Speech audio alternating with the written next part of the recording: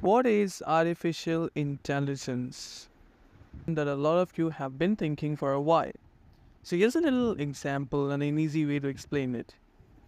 AI is like a really smart robot that can do things like play chess, write poetry, and even drive a car. But unlike the robots that are shown in Hollywood and the movies, AI robots are not here to try to take the world over, but they're just here to help us be more productive and have more fun.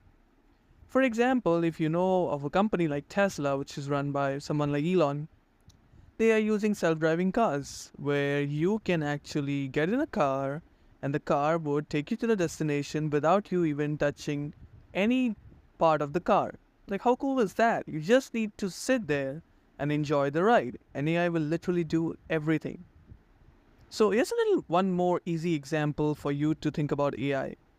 AI is like a really smart genie that can grant you any wish, but unlike the genie in Aladdin, AI genies are not always wise or smart. They can sometimes grant wishes in unexpected and even harmful ways.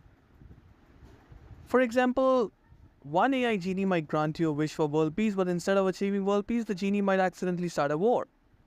Or an AI genie might grant you a wish for $1 million, but instead of giving you the money, the genie might just create a fake $1 million note that will be worthless.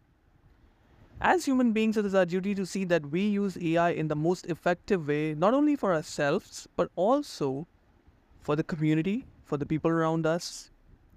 And at the end of the day, we need to remember one simple fact, and that is AI is just like another extension of the internet. Much smarter, much efficient, but still something that will be emotionless for a long period of time, that will be senseless for a long period of time, but has the power of surpassing us anytime.